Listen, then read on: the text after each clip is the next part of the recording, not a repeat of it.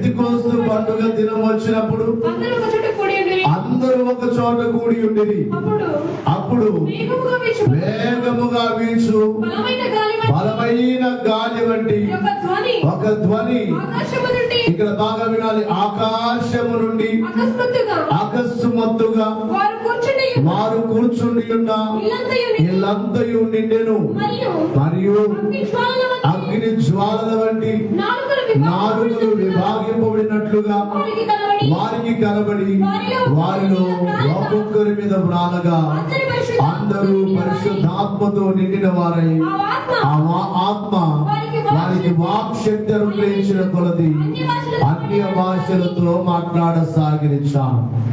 3 విషయాలు. మొదటిది ఏమిటంటే ఆకాశము నుండి లేక పై నుండి దిగి వచ్చింది ఆత్మ. యేసుక్రీస్తు వారు కూడా మీకు ముందుగా చెప్పారు, పై నుండి మీరు శక్తి పొందు వరకు మీరు ఎక్కడ ఉండమన్నారు? పట్టణములోనే ఉండమన్నారు. పట్టణాన్ని యెరూషలేమును విడిచిపెట్టి వెళ్ళొద్దు. పై నుండి మీ మీదికి దేవుని శక్తి, పై నుండి దేవుని ఆత్మ మీ మీదికి వచ్చే వరకు మీరు పట్టణాన్ని విడిచిపెట్టొద్దన్నారు. మొదటి మాట ఏమిటంటే ఆత్మ దేవుడు ఎక్కడి నుంచి వచ్చారు అంటే పై నుండి వచ్చారు. ప్రభువైన యేసుక్రీస్తు భూమి మీదికి పై నుండి వచ్చారు. భూలోకానికి పరలోకములో నుండి ఆయన దిగి వచ్చారు. పై నుండి మనము చాలా పొందుకుంటున్నాం. ఒక మాటలో చెప్పాలంటే మనం పీల్చుకునే గాలి పై నుండి వస్తుంది మనకు. అలాగే మనకు వర్షము కూడా ఎక్కడి నుండి వస్తుంది? పై నుండి. దేవుడు పై నుండి తన బిడ్డలైన వారికి అనేకమైన ఈవులు ఇచ్చుచున్నాడు. వర్షము పై నుండి ఆయన ఇచ్చుచున్నాడు, గాలి పై నుండి ఆయన ఇచ్చుచున్నాడు. అలాగే వెలుగు కూడా పై నుండే వస్తుంది మనకు. సూర్యుడు పైనే ఉన్నాడు. ఆ పైన ఉన్న సూర్యుని ద్వారా, ఆ పైన ఉన్న చంద్రుని ద్వారా మనకు వెలుగు వస్తూ ఉంది. దేవుడు ఏదిచ్చినా తన ప్రజలకు ఆయన ఆకాశమందున్నారు కనుక పై నుండి పంపిస్తారు. కాబట్టి పరిశుద్ధాత్మ దేవుడు కూడా ఎక్కడి నుండి వచ్చాడు రాయబడింది ఇక్కడ, ఆకాశము నుండి దిగి వచ్చాడు అనగా పై నుండి దిగి వచ్చాడు. ఆకాశము అనగా ఆకాశ మండలములో వాయువు లేక గాలి ఎలాగైతే ఉన్నదో, ఆకాశ మేఘములలో నుండి వర్షం ఎలాగైతే వస్తూ ఉన్నదో, ఆకాశము దాదాపుగా కొన్ని కోట్ల కిలోమీటర్ల ఆ ఎత్తు నుండి వెలుగు మనకు సూర్యునిలో నుండి ఎలా వస్తుందో, పై నుండి అనగా ఈ లోకములన్నిటికీ పైలోకములో నుండి పరిశుద్ధాత్మ దేవుడు పెంతెకోస్తు పండుగ దిగి వచ్చాడు. నేటికి ఆయన సంఘము మీదే ఉన్నాడు. దిగి వచ్చిన ప్రభు ఆ ఇల్లంతయు నిండిపోయాడు అనే మాట చూస్తున్నాం. నిండిపోవుట, వారున్న గదంతా నిండిపోయింది. అలాగే దేవుని ఆత్మతో మన హృదయం అంతా నిండిపోవాలి. పైనుండి వచ్చే దేవుని ఆత్మ వారి మీదకి ఎలాగైతే వ్రాలుతుందో, ఆయా సందర్భాలలో ప్రతి ఆదివారము మన మీదకి దేవుని ఆత్మ దిగి వస్తూ ఉంటారు. ఆ వచ్చిన ఆత్మ మనంతా మన హృదయం అంతా నిండిపోవాలి. అక్కడ వారి మీద వ్రాలగా ఒక పక్షి వచ్చి వ్రాలినట్లుగా, దేవుని ఆత్మ వారి మీద వ్రాలినట్లుగా మనందరి మీద కూడా దేవుని ఆత్మ వ్రాలితే ఇందాక చెప్పినట్లుగా మనల్ని మేఘములోనికి ప్రాణముతోనే కొనిపోయేది ఎవరంటే పరిశుద్ధాత్మ దేవుడే. ఆత్మను కోరుకుందాం. దైవాశిష్యులు కలుగును గాక. చివరిలో కొద్దిసేపు ఆత్మను గురించి ధ్యానం అనగా ఆరాధన చేసుకుని ముగించుకుందాం. మన మధ్యకు జోదరాస్తు నుండి సేవకులు వచ్చారు. మనల్ని ఎంతో ప్రేమించేవారు. నేను ఆరంభములో చాలా పల్లెలు తిరిగేవాడిని. ఒక్కరోజు కూడా ఖాళీ ఉండేవాడిని కాదు. ఇప్పుడైతే కొంచెం ఇప్పుడు వెళ్ళాలని ఉంది. కొన్ని అబ్జెక్షన్లు మాస్టర్స్ అయిన వారు, ఇక్కడ మా ఊరు అయ్యా మీరు ఎందుకు వచ్చారు, ఎవరికి ఎక్కడికి వెళ్ళినా ఎవరిని మా చర్చికి రమ్మని ఇంతవరకు నేను పిలవలేదు. దేవుని సువార్త చెప్పాలి, అక్కడ వార్త చెప్పాలనే ఉద్దేశంతో ఆ దినాల్లో ఆ రీతిగా తిరిగేవాడిని. ఈ దినాల్లో అయితే దేవుడిచ్చిన సంఘాల్లో తిరగడానికే సమయం సరిపోవట్లేదు. దేవుడిచ్చిన సంఘాల్లోనే కార్యక్రమాలు ఎక్కువగా, ఏదో కార్యక్రమం ఉంటుంది కనుక దాదాపుగా కొన్ని సంవత్సరాలుగా దేవుడిచ్చిన సంఘాల్లోనే ఎక్కువగా సేవ సభలు జరుగుతూ ఉన్నాయి. ఎంతో ప్రియులు. ఆ దినాల్లో జోదరాశి కూడా నేను వెళ్ళినప్పుడు ఆ రాజుగారి వారి ఆ సేవకుల యొక్క గృహం దగ్గరే ప్రార్థన పెట్టించుకున్నారు. చాలాసార్లు అన్నారు, మీరు ఎప్పుడైనా రావచ్చయ్యా, మీరు రావచ్చు, ప్రార్థన పెట్టవచ్చు మా ఇంటి దగ్గర అన్నారు. వారు మనల్ని ఎంతో ప్రేమించేవారు. వారు కురుగోడుకు ఏదో ఆయన ఒక పని మీద వచ్చారు, నేను ఇక్కడికి వస్తానయ్యా, ఆరాధనకు వస్తానంటే, ఆరాధనకే కాదు నీవు కొద్దిసేపు దేవుని వాక్యం చెప్పమని వారికి తెలియచేయడం జరిగింది. ఈ సమయంలో దేవుని వాక్యాన్ని విందాము. సేవకులు వాక్యం అందించాలని ఆహ్వానిస్తున్నారు.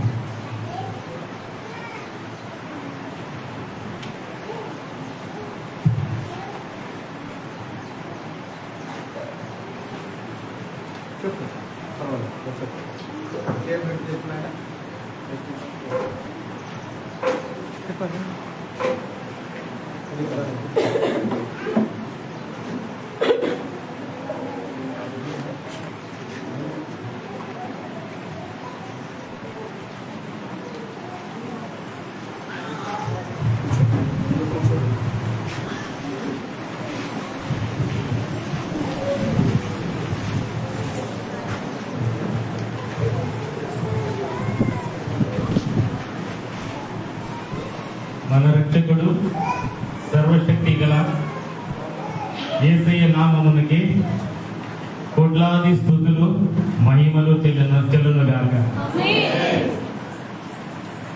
మరి యొక్క అయ్యగారు చెప్పినట్టు నేను ఒక ఫంక్షన్ బట్టి ఇక్కడ వచ్చాను. ఎక్కడ పోయినా అక్కడ ఉన్న మందిరంలో సమయం గడపాలని నాకు ఇష్టం.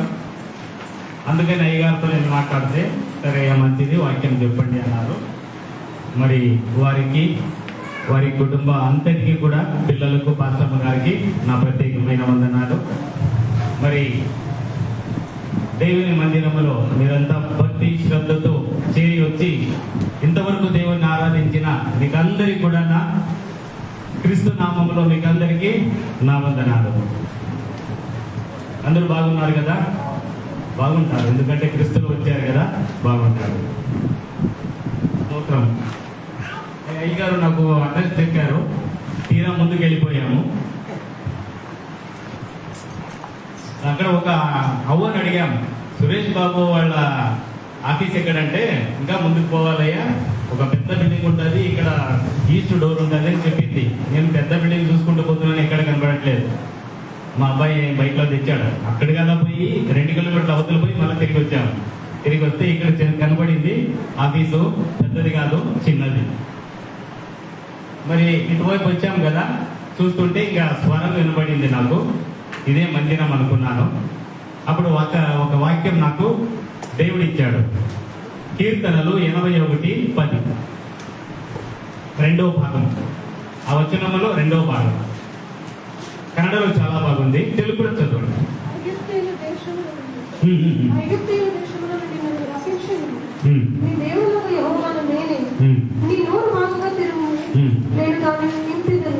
ఇది కూడా బాగుంది, తెలుగు వాక్యం కూడా బాగుంది, కన్నడ కూడా బాగుంది.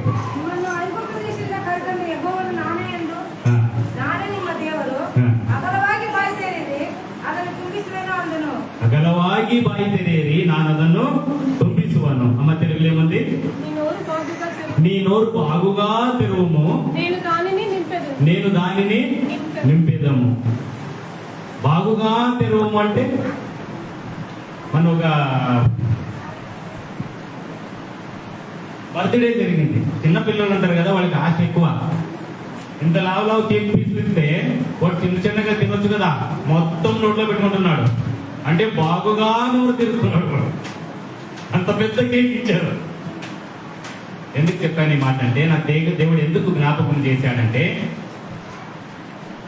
అయ్యగారు ఎక్కడో ప్రాంతం నుండి తెలియని ప్రాంతానికి వచ్చారు. ఏదో చిన్న కొట్టం వేసుకొని ప్రార్థన జరిపించవచ్చు కదా, ఎంత పెద్ద ఆలయం ఇచ్చాడు దేవుడు. హల్లెలూయా. దేవునికి మహిమ కలుగును గాక. బోలో యేసు మహారాజుకు. ఈ మందిరం చూసి నాకు ఆ వాక్యం దేవుడు ఇచ్చాడు. నింపబోతున్నాడు. మందిరాన్ని నింపబోతున్నాడు. ఎందుకంటే బాగుగా తెరిచాడు. అది దేవుని వాక్యం నెరవేరుతుంది, కానీ నెరవేరక తప్పదు. రైట్. ఎక్కడికి వెళ్ళినా ఈ స్ట్రెంత్ ఎక్కువ ఉంటుంది, నా స్ట్రెంత్ తక్కువ ఉంటుంది. ఇక్కడ పర్వాలేదు, కొద్దిగా ఉంది. నేనైనా మీరైనా అందరు కూడా దేవుని బిడ్డలే, కానీ ఈ స్ట్రెంత్ ఎక్కువే ఉండాలి. ఏమో నాకు తెలియదు, దేవుడు మీ గురించే వాక్యం ఇచ్చాడు. ఋతు గ్రంథం న్యాయాధిపతులు 1 సమూహాల మధ్యలో ఉండాలి. ಪಾತ ನಿಬಂಧನ ನ್ಯಾಯಸ್ಥಾಪಕರು 1 ಸಮೂಹದ ಮಧ್ಯದಲ್ಲಿ ರೂತುಗಳ ಗ್ರಂಥ ಇರುತ್ತೆ.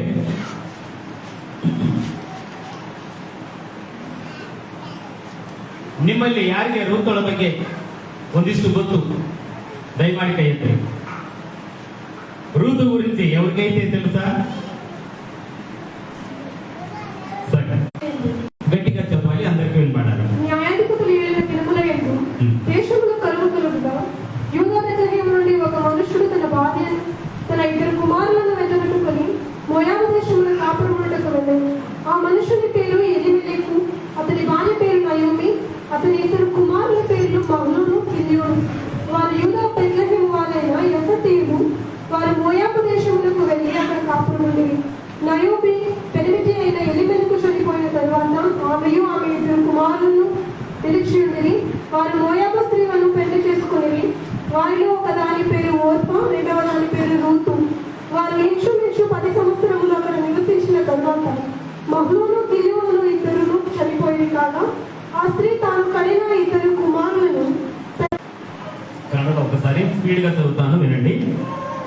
ನ್ಯಾಯಸ್ಥಾಪಕರು ಆಳುತ್ತಿದ್ದಾಗ ದೇಶದಲ್ಲಿ ಬರ ಬಂದದರಿಂದ ಯಹೂದ ಪ್ರಾಂತದ ಬೆತ್ಲೆಹೇಮಿನ ಒಬ್ಬನು ತನ್ನ ಹೆಂಡತಿ 2 ಕುಮಾರರು ಇವರ ಸಹಿತವಾಗಿ ಮೋವಾಬ್ ದೇಶದಲ್ಲಿ ವಾಸ ಮಾಡಬೇಕೆಂದು ಹೊರಟರು. మరి లాస్ట్ వచ్చిన చూడబోతున్నాను, టైం లేదు.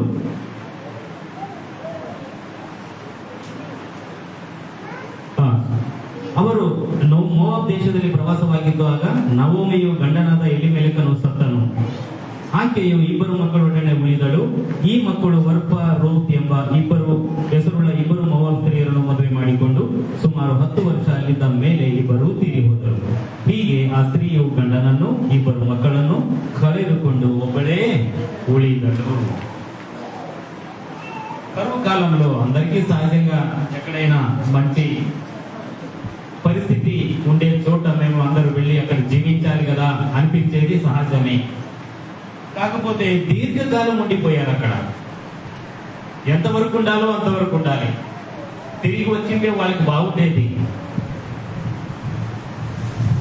1980-81 అప్పుడు కూడా కరువు కాలం పడింది.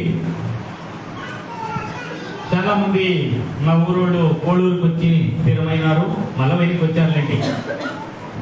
మేము, మా నాన్న, మా కుటుంబం అంతా కూడా కంప్లీ షుగర్ ఫ్యాక్టరీకి వెళ్ళాము. అక్కడ నుంచి తిరిగి మళ్ళా ఊరికి వెళ్ళాము. ఎందుకంటే మా నాన్న ఫ్యాక్టరీలో పని చేస్తా ఉంటే తిరిగి వెళ్ళేసాం మరి ఊరికి. వీళ్ళు తిరిగి వెళ్ళలేదు. ఇక్కడ ఏదో బాగుందిలే అనుకున్నారు. మంచి పంట ఉంది, విస్తారంగా ఉంది, సంపాదన చేసుకున్నారు, బాగానే ఉన్నారు. వాళ్ళ మనసు మారిపోయింది, ఇక్కడే ఉందాంలే అనిపించింది. కానీ దేవుని చిత్తం అది కాదు. దేవుని చిత్తం అది కాదు. తిరిగి వాళ్ళు ఎక్కడికి వెళ్ళాలి? బెత్లెహేమునకు వెళ్ళాలి. బెత్లెహేము అని అంటే రొట్టెల ఇల్లు. ఏదో ఒక టైం ఖాళీ అయ్యిండొచ్చు, కానీ మళ్ళా నింపుతాడు దేవుడు. అది వాళ్ళ తెలివికి రాలేకపోయింది. అక్కడే ఉండాలనుకున్నారు, కానీ దేవుని చిత్తం నెరవేరుతుంది, కానీ మనుషుల చిత్తము నెరవేరదు. ఏదో కాలమును బట్టి, సమయమును బట్టి వెళ్ళారు అంతే. అక్కడ ఉండగానే ఏమైంది? ఆమె యొక్క భర్త, నవమి యొక్క భర్త చెల్లిపోయింది. అప్పుడైనా తెలుసుకునిందా? అప్పుడు తెలుసుకోలేదు. ఏదో అయిపోయింది. కొడుకులు ఉన్నారు, కోడళ్ళు ఉన్నారు, మనవాళ్ళు అవుతారు, మనవరాళ్ళు అవుతారు, బాగానే ఉందాం అనుకున్నారు. నో, తెలుసుకొని వచ్చింటే బాగుండేది. మరి దేవుడు యవనస్తులైన 2 కుమారులను కూడా తీసేసుకున్నాడు. ఇప్పుడు ఏమైంది? ఒంటరిగా ఉంది. ఒంటరిగా చచ్చిన తర్వాత భార్య బుద్ధివంతురాలైతే ప్రయోజనం ఏముంది? ముందే బుద్ధివంతురాలు వారు. ఇప్పుడు అనుకున్నది, ఇంకా నాకెవరు దిక్కు లేదు, మరి బెత్లెహేమునకు వెళదాము. ఎందుకు అనుకున్నది? అది కూడా బెత్లెహేములో ఇప్పుడు మంచి సమృద్ధి ఉంది, దేవుడు దీవించినాడు, ఆశీర్వదించినాడు, మంచి వర్షాలు ఉన్నాయి, పంట ఉంది, అందరూ సుఖంగా ఉన్నారు అనే మాట ఆమె చెవికి పడింది. అప్పుడు అనుకునింది, చెయ్యి విడిచిపెడితే ఎన్నాళ్ళు విడిచిపెడతాడు దేవుడు? కొద్ది కాలం. ಒಂದು ಕ್ಷಣ ಮಾತ್ರ ನಿನ್ನನ್ನು ಬಿಟ್ಟಿದ್ದೇನು, మహాకృపేంద నిన్నను సేరిసిಕೊಳ್ಳువేను. ఒక్క క్షణమే ఆయన విడిచిపెట్టేది తన బిడ్డల పట్ల. కానీ మహాకనికరముతో ఆయన కౌగిలించుకుంటాడు, పిలుచుకుంటాడు. ఇది తెలుసుకోవాలి దేవుని బిడ్డలు. ఏదో శ్రమ వచ్చిందనేసి, ఏదో రోగాలు ఇంకా బాగాలేదనేసి బయట వాళ్ళు అంటారు, చాలా మాట్లాడతారు. వాడు, ఏమమ్మా ఇన్ని రోజులైంది నువ్వు దేవుని సన్నిధికి పోవడానికి, నీకేం రోగం తగ్గలేదా, నీ అప్పులు తీరలేదా, ఏ మేలు జరగలేదా, నీ పిల్లలకు పెళ్లి ఇంకా కుదరట్లేదా అని అంటుంటారు. వారి మాటకు చెవియొద్దండి. దేవుని వైపు చూడండి, దేవుని వైపు చూడండి. దేవుడు విడిచిపెట్టడానికి మిమ్మల్ని పిలవలేదు, ఆదరించడానికే పిలిచాడు. ఆదరిస్తాడు. మీ ప్రార్థన విన్నపములు ఆయన వింటాడు. ఖచ్చితంగా మిమ్మల్ని ఉద్ధరిస్తాడు. అందరి మధ్యలో తల ఎత్తి తీర్చేలాగా దీవించబోతున్నాడు. ఎందుకంటే ఆయన పైన ఉన్నాడు, భూమి మీద ఉన్న వాళ్ళందరినీ చూస్తున్నాడు. ఇంకా ఆయన అన్ని సమయంలో ఎల్లప్పుడూ కూడా ఆయన్ని ధ్యానించండి. ఖచ్చితంగా మీరు ఆయనతో జీవించుతున్న అనుభవంలోనికి వస్తారు. మీరు నేరుగా ఆయనతో మాట్లాడే అనుభవంలోనికి వస్తారు. అప్పుడు మీ అగత్యాలు ఏమున్నాయో అవన్నీ ఎరిగి మీకు తగిన సమయంలో, మీకు కావలసిన సమయంలో ఆయన అనుగ్రహిస్తారు.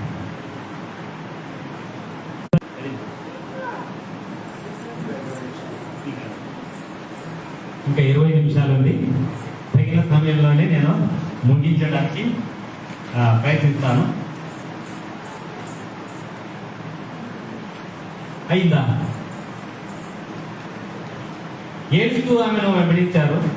ఆమె అంటుంది, అమ్మా నాకైతే కుమారులు లేరు, నా వెంట వచ్చి మీరేం చేస్తారు? అది కూడా మీరు యవన వయసులో ఉన్నారు, వెళ్ళిపోండి, మీ ఊరికి వెళ్ళిపోండి, మీ కుటుంబాల వద్దకు వెళ్ళిపోండి. ಯಾಕಂದ್ರೆ ನೀವು ತೆಲುಗಿಗೆ ಅಲವಾಟು ಇದ್ದೀರಂತ ತೆಲುಗು ಹೇಳ್ತಾ ಇದ್ದೀನಿ. ಕನ್ನಡ ಹೇಳ್ಬೇಕಾ? ಸ್ತೋತ್ರ, ಹಲ್ಲೆಲೂಯಾ. ಇಬ್ಬರನ್ನ ನಾನು ಓದಿದ್ದು ಕಲ್ತಿದ್ದು ಎಲ್ಲ ಕನ್ನಡ, ನಮ್ಮ ತಂದೆ ತಾಯಿ ಓದಿದ್ದು ತೆಲುಗು. ಬಂದ್ಬಿಟ್ಟು ನೀವೇನ್ ಮಾಡಕ್ಕಾಗತ್ತೆ, ಯಾವ್ದು ಬೇಡ ಹೊರಟೋಗ್ರಿ ಅಂತ ಹೇಳ್ತಿರ್ಬೇಕಾದ್ರೆ ಚಿಕ್ಕ ಸೊಸೆ ವರ್ಪಳು ಏನ್ ಮಾಡ್ತಿದ್ದಾಳೆ, ಸರಿ ಅಂತ ಹೇಳ್ಬಿಟ್ಟು ವರ್ಪಳು ಅತ್ತೆಯನ್ನು ಮುದ್ದಿಟ್ಟು ಹೊರಟು ಹೋದಳು. ಚಿಕ್ಕ ಸೊಸೆ ಸಾಕ್ಬಿಡು, ಅತ್ತೆ ಏನೋ ಒಂದು ಸಲಹೆ ಕೊಟ್ಲು, ಹೋಗ್ಬಿಡೋಣ, ನಿಜವಾಗ್ಲೂ ಅತ್ತೆಯಿಂದ ಹೋಗಿ ನಾನು ಏನ್ ಮಾಡ್ಬೇಕು, ಅಲ್ಲಿ ನನಗೆ ಆಗ್ಬೇಕಾಗಿರೋದು ಏನಿದೆ, ನಮ್ಮ ತಂದೆ ತಾಯಿಗಳ ಬಳಿಗೆ ಹೋಗೋಣ. ಮತ್ತೆ ದೊಡ್ಡ ಸೊಸೆ ಅಂತ ಕೇಳ್ತಾಳೆ, ಅಮ್ಮ ನಿನ್ನ ಒಂದು ಸಹೋದರಿ ಹೊರಟು ಹೋದ್ಲಲ್ಲ, ನೀನು ಹೊರಟು ಹೋಗು ಅಂತ ಹೇಳ್ತಿದ್ದಾಳೆ. ಆದ್ರೆ ಅಲ್ಲಿ ಒಂದು ಮಾತು ಹೇಳ್ತಿದ್ದಾಳೆ, ಇದನ್ನು ನಾವು ಗಮನಿಸ್ಬೇಕು. ಈ ವಾಕ್ಯಗಳನ್ನು ನಾವು ನೇರವಾಗಿ ನೋಡೋದಲ್ಲ, ಅದರಲ್ಲಿರುವ ಆತ್ಮೀಯ ಭಾವ ಏನಿದೆ ಅದನ್ನ ಗಮನಿಸಬೇಕು. ಅದರಲ್ಲಿರುವ ಆತ್ಮೀಯ ಭಾವ, ದೇವರು ನಮಗೆ ನೀಡ್ತಿರುವಂತಹ ಸಂದೇಶ ಏನು, ಅದು ಗೂಢಾರ್ಥವಾಗಿದೆ. ಆ ಅರ್ಥವನ್ನು ನಾವು ತಿಳ್ಕೊಳ್ಬೇಕು. ಆಗ ನವಮಿ ಹೇಳ್ತಿದ್ದಾಳೆ, ಈಗೋ ನಿನ್ನ ಓರಗಿದ್ದೀಯು, ಚೆನ್ನಾಗಿ ಕೇಳ್ರಿ ಮಾತನ್ನ, ಈಗೋ ನಿನ್ನ ಓರಗಿದ್ದೀಯು ತಿರುಗಿ ತನ್ನ ಜನರ ಬಳಿಗೂ ದೇವತೆಗಳ ಬಳಿಗೂ ಹೋಗುತ್ತಾಳೆ. ಈ ಪಾಯಿಂಟ್ ಗಮನಿಸಲಿ. ತನ್ನ ಜನರ ಬಳಿಗೂ ದೇವತೆಗಳ ಬಳಿಗೂ ಹೋಗುತ್ತಾಳೆ. ನೀನು ಹೊರಟು ಹೋಗಂತ ದೊಡ್ಡ ಸೊಸೆಗೆ ಹೇಳ್ತಾ ಇದ್ರೆ ರೂತಳಿಗೆ ಹೇಳ್ತಾ ಇದ್ದಾಳೆ. ಏನಂತ ಹೇಳ್ತಿದ್ದಾಳೆ? ಇವರಿಬ್ಬರು ಮಾತಿನಲ್ಲಿ ವ್ಯತ್ಯಾಸ ಗುರುತಿಸ್ರಿ. ಇಲ್ಲಿ ಆತ್ಮೀಯ ಭಾವ ಇದೆ, ಬಹಳ ಅದ್ಭುತವಾದ ಭಾವ ಇದೆ. ಆಕೆಯು ನಿನ್ನನ್ನು ಬಿಟ್ಟು ಹಿಂದಿರುಗಬೇಕೆಂದು ನನ್ನನ್ನು ಒತ್ತಾಯಪಡಿಸಬೇಡ. ನೀನು ಎಲ್ಲಿಗೆ ಹೋದರೂ ನಾನು ಅಲ್ಲಿಗೆ ಬರುವೆನು. ನೀನು ವಾಸಿಸುವಲ್ಲೇ ನಾನು ವಾಸಿಸುವೆನು. ನಿನ್ನ ಜನರೇ ನನ್ನ ಜನರು, ನಿನ್ನ ದೇವರೇ. ಹಲ್ಲೆಲೂಯಾ. ದೇವರಿಗೆ ಮಹಿಮೆ ಉಂಟಾಗಲಿ. ಬೋಲೋ ಯೇಸು ಮಹಾರಾಜಗೂ. ಇದು ನಾವು ಗಮನಿಸಬೇಕಾಗಿರುವುದು. ಇಬ್ಬರಲ್ಲಿ ವ್ಯತ್ಯಾಸ. ಚಿಕ್ಕ ಸೊಸೆ ಎಲ್ಲಿಗೆ ಹೋದಲು? ತನ್ನ ಜನರ ಬಳಿಗೆ, ತನ್ನ ದೇವತೆಗಳ ಬಳಿಗೆ. ದೊಡ್ಡ ಸೊಸೆ ಎಲ್ಲಿಗೆ ಹೋಗ್ತಾ ಇದ್ದಾಳೆ? ದೇವ ಜನರ ಬಳಿಗೆ, ದೇವರ ಬಳಿಗೆ ಹೋಗ್ತಾ ಇದ್ದಾಳೆ. ಇದನ್ನ ನಾವು ಆ ಒಂದು 5 ಜನ ಬುದ್ಧಿವಂತ ಕನ್ನಿಕೆಯರು, ಬುದ್ಧಿ ಇಲ್ಲದ ಕನ್ನಿಕೆಯರಿಗೆ ನಾವು ಹೋಲಿಸಬಹುದು. 5:5 ಅಂದ್ರೆ ನನಗೆ ಕ್ಯಾನ್ಸಲ್ ಮಾಡಿದ್ರೆ 1:1. 5:5 ಅನ್ನ ಕ್ಯಾನ್ಸಲ್ ಮಾಡಿದ್ರೆ 1:1. ಒಬ್ಬರು ದೇವರ ರಾಜ್ಯಕ್ಕೆ ಎತ್ತಲ್ಪಟ್ಟರು, ಒಬ್ಬರು ಬಿಡಲ್ಪಟ್ಟರು.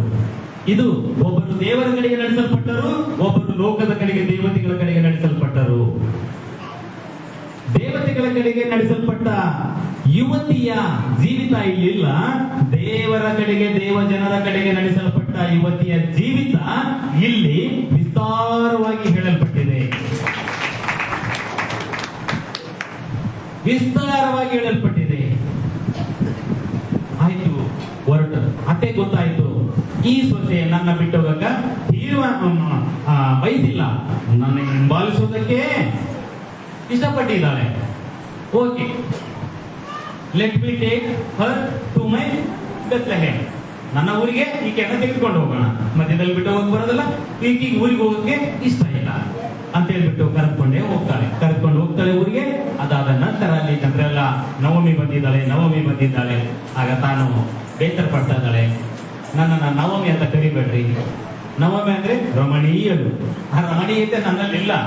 ಎಲ್ಲ ಕಳೆದುಕೊಂಡು ಅಭಾಗ್ಯಗಳಾಗಿ ಬಂದಿದ್ದೇನೆ. ನನ್ನ ನವಮಿ ಅಂತ ಕರಿಬೇಡ್ರಿ. ಏನಂತ ಕರಿತೀರಿ? ಮಾರ ಅಂತ ಕರೀರಿ. ನನ್ನಲ್ಲಿ ವಿಷಾದ ಬಿಟ್ರೆ ಇನ್ನೇನು ಇಲ್ಲ ಅಂತ ಹೇಳ್ತಿದ್ದಾಳೆ. ಹೇಳಿದ ತಕ್ಷಣ ಸರಿ ಅಂತ ಹೇಳ್ಬಿಟ್ಟು, ನೋಡ್ರಿ, ಸಾಮಾನ್ಯವಾಗಿ ಅಲ್ಲಿ ಏನಾಗ್ತಿದೆ, ಅಲ್ಲಿ ಜನರು ನೋಡ್ರಿ, ವ್ಯತ್ಯಾಸ ನೋಡ್ರಿ. ಅಲ್ಲಿಯ ಜನರು ಕೂಡ ರೂತಳ ಬಗ್ಗೆ ಏನು ಮಾತಾಡ್ತಿಲ್ಲ, ಪ್ರೀತಿಯಿಂದ ಆಧರಿಸ್ಕೊಳ್ತಾ ಇದ್ದಾರೆ. ಯಾವಾಗ ಬಂದ್ರಿ, ಚೆನ್ನಾಗಿದ್ದೀರಾ, ತುಂಬಾ ವರ್ಷ ಆಯ್ತು ಹೋಗಿ ಅಂತ ಅವರಿಗೆ ತಿನ್ನಕ್ ನೋಡ್ಕೊಳ್ತಾ ಇದ್ದಾರೆ, ಚೆನ್ನಾಗಿ ಮಾತಾಡಿಸ್ತಾ ಇದ್ದಾರೆ. ಅದೇ ಬೇರೆ ಜನಗಳಾದ್ರೆ, ಬೇರೆ ಪ್ರದೇಶಗಳಾದ್ರೆ ಏನಂತಾರ? ಶಾಪಗ್ರಸ್ತಳಾಗಿ ಬಂದಿದ್ದಾಳೆ, ಆಕೆ ಮಕ್ಕ ಏನ್ ನೋಡ್ತೀರಿ, ಆಕೆ ಮಕ್ಕ ಯಾಕೆ ನೋಡ್ತೀರಿ ಅಂತಿದ್ರು. ಇವಳು ಯಾವ್ದ ಹುಡುಗಿ, ಇವಳು ಬುದ್ಧಿ ಇದ್ದವಳು, ಅತ್ತೆಯಿಂದ ಬಂದಿದ್ದಾಳೆ, ಆಕೆಗೆ ಇಲ್ಲೇನ್ ಸೌಭಾಗ್ಯ ಇದೆ, ಏನೂ ಇಲ್ಲ ಅಂತ ಬೈಯೋದು. ಆದ್ರೆ ದೇವ ಜನರ ಮಧ್ಯದಲ್ಲಿ ಅಂತ ಮಾತುಗಳು ಬರೋದಕ್ಕೆ ಅವಕಾಶ ಇರಲ್ಲ. ಹಲ್ಲೆಲೂಯಾ.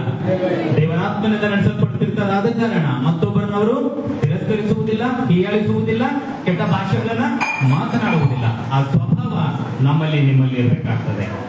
ಅದಾದ ನಂತರ ನೆಕ್ಸ್ಟ್ ಮಾರ್ನಿಂಗ್, ಮುಂದಿನ ದಿನದ ಬೆಳಿಗ್ಗೆನೆ ಆ ಮಗಳು ಏನ್ ಮಾಡ್ತಾ ಇದ್ದಾಳೆ, ಎಲ್ಲಿಗೆ ಹೋಗ್ತಾ ಇದ್ದಾಳೆ? ಅಮ್ಮ, ಈ ಮನೆಯಲ್ಲಿ ಇನ್ನೇನು ಇಲ್ವಲ್ಲ ನಮಗೆ ತಿನ್ನೋದಕ್ಕೆ, ನಾನು ಮಕ್ಕಳಾಯೋದಕ್ಕೆ ಹೋಗ್ಬಹುದಾ? ಅದು ಸುಗ್ಗಿ ಕಾಲ, ನಾನು ಅಕ್ಕಲಾಯೋದಕ್ಕೆ ಹೋಗ್ಬಹುದಾ? ಕನ್ನಡ ಅರ್ಥం కాదని వాళ్ళు ఎవరైనా ఉన్నారా? అక్కడక్కడ తెలుగు నేను టచ్ చేస్తాను. ಯಾರಿಲ್ವಲ್ಲ? ಸಾಮಾನ್ಯವಾಗಿ ಯಾರಿಲ್ಲ. ಕ್ಯಾಂಪುಗಳಿಂದ ಬಂದಿರೋರಿಗೆ ಅವ್ರಿಗೆ ತೆಲುಗೇ ಬೇಕು. Okay, right. ಅಕ್ಕಲಾಯೋದಕ್ಕೆ ಹೋಗ್ಲಾ ಅಂತ ಕೇಳಿದ್ರೆ, ಅಮ್ಮ ಹೋಗ್ಬಾ, ಹುಷಾರಾಗಿ ಹೋಗ್ಬಾ ಅಂತ ಹೇಳ್ತಾರೆ. ಸರಿ ಅಮ್ಮ, ಹೋಗ್ಬರ್ತೀನಿ. ಓದ್ಲು. ದೈವಾನುಗ್ರಹದಿಂದ ಆ ವಾಕ್ಯ ಇದೆ. ತೆಲುಗಿನಲ್ಲಿ ಹಂಗೆ ಇದೆ, ಕನ್ನಡದಲ್ಲಿ ಹಂಗೆ. ದೈವಾನುಗ್ರಹದಿಂದ ಯಾರ ಹೊಲಕ್ಕೆ ಹೋಗಬೇಕಾಗಿತ್ತು ಅವರ ಹೊಲಕ್ಕೆ ದೇವರು ಕಳಿಸಿದ್ದಾನೆ.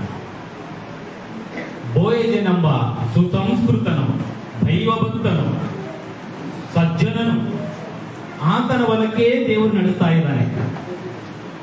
ಆತನ ಹೊಲಕ್ಕೆ ದೇವರು ನಡೆಸ್ತಾ ಇದ್ದಾನೆ. ಅದೇ ಹೊಲಕ್ಕೆ ಹೋಗ್ತಾ ಇದ್ದಾಳೆ. ಹಿಂದಿನಿಂದ ತೆನೆಗಳನ್ನ ಆರಿಸ್ತಾ ಇದ್ದಾಳೆ. ಆ ಬೋವಜನು ಎಂಥ ಮನುಷ್ಯನೆಂದರೆ ದೇವರ ಒಂದು ಸ್ವಭಾವಗಳನ್ನು ಹೊಂದಿರುವಂತಹ ಮನುಷ್ಯರು. ಅಲ್ಲಿ ಇವರನ್ನ ಕುರಿತು ಏನ್ ಹೇಳ್ತಾನಂದ್ರೆ 2ನೇ ಅಧ್ಯಾಯ 4ನೇ ಅಧ್ಯಾಯ 4ನೇ ವಚನ ಸಾರಿ ಬೆತ್ತಲೆಯಿಂದ ಹೊಲಕ್ಕೆ ಹಾ. ಬಂದು ಕೊಯ್ಯುವವರೆಗೆ ಯೆಹೋವನು ನಿಮ್ಮ ಸಂಗಡ ಇರಲಿ ಅಂದನು. ಯೆಹೋವನು ನಿಮ್ಮ ಸಂಗಡ ಇರಲಿ ಅಂತ ಆಳುಗಳನ್ನ ಧೈರ್ಯಪಡಿಸ್ತಾ ಇದ್ದಾನೆ.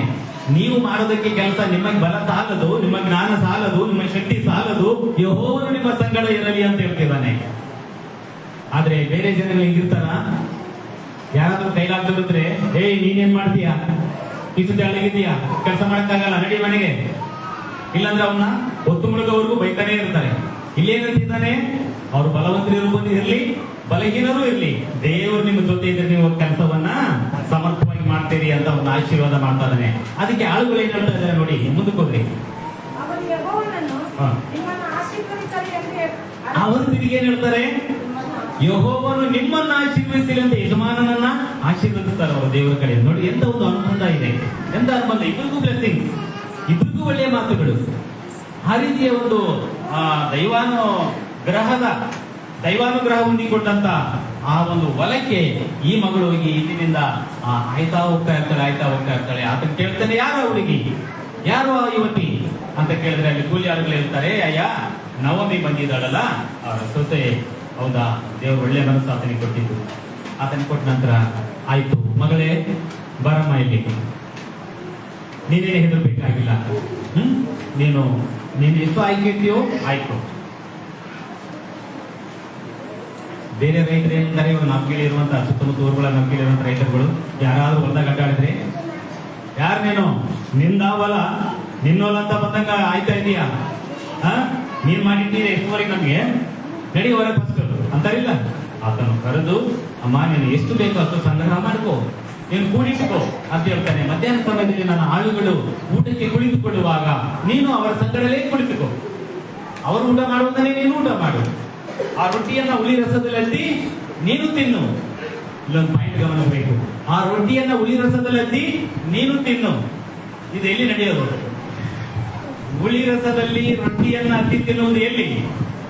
ಪ್ರಪಂಚದಲ್ಲಿ ಕೇವಲ ದೇವರ ಮಂದಿರದಲ್ಲಿ ಮಾತ್ರವೇ.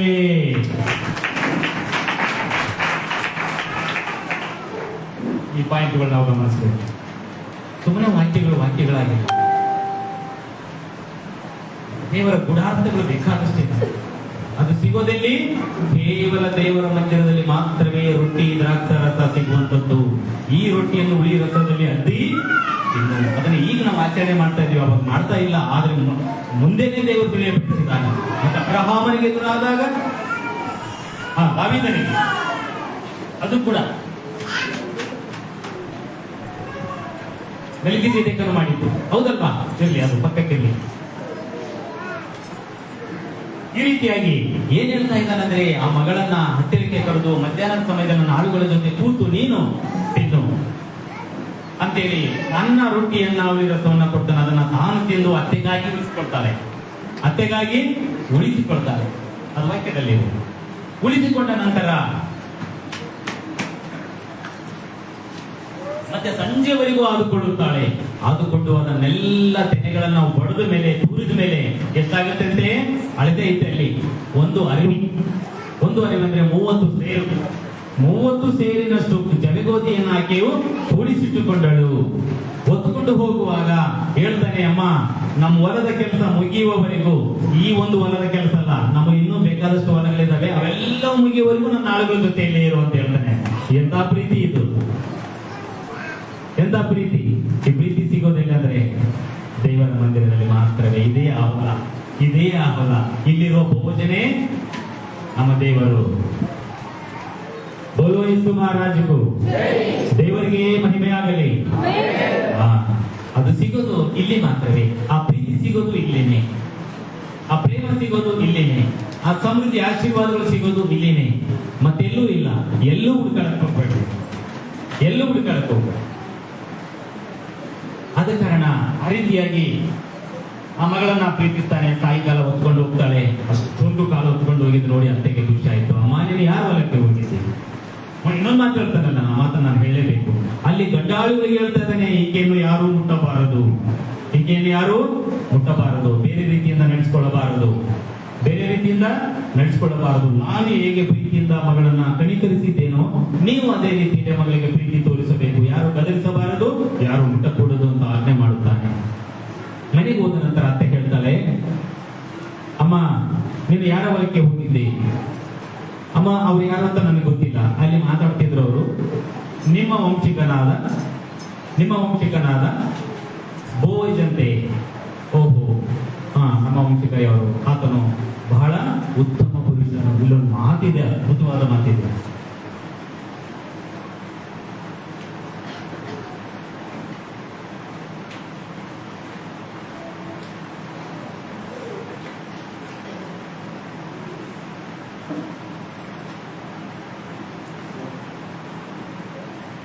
ಬಹಳ ಅದ್ಭುತವಾದ ಮಾತು. ಈ ಮಾತು ನಾವು ಓದಲೇಬೇಕು.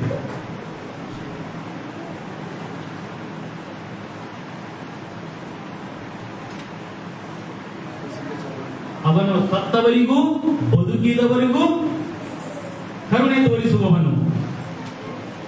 ಸತ್ತವರಿಗೂ ಬದುಕಿದವರಿಗೂ ಕರುಣೆ ತೋರಿಸುವವನು. ಅಂದ್ರೆ ಇಷ್ಟು ಮುಂಚೆ ಎಷ್ಟು ಜನ ಸತ್ತು ಹೋಗಿದಾರೋ ಅವರೆಲ್ಲರಿಗೂ ಇದೇ ಕರುಣೆಯನ್ನು ತೋರಿಸಿರುವ ವ್ಯಕ್ತಿ ಯಾರು?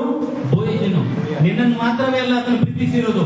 ಎಷ್ಟೋ ಜನ ಆತನ ಆಳುಗಳಾಗಿ ಸತ್ತು ಹೋಗಿದಾರಲ್ಲ ಅವರೆಲ್ಲರಿಗೂ ಇದೇ ಕರುಣೆ ತೋರಿಸಿದ್ದಾನೆ. ಮತ್ತೆ ಈಗ ಬದುಕುವವರಿಗೂ ಕೂಡ ಕರುಣೆ ತೋರಿಸುತ್ತಾನೆ. ಈಗ ಆತ್ಮೀಯ ವಿಷಯಕ್ಕೆ ಬರೋಣ. ಇದೇ ವಾಕ್ಯವನ್ನು ತೆಗೆದುಕೊಂಡು ಆತ್ಮೀಯ ವಿಷಯಕ್ಕೆ ಬರೋಣ.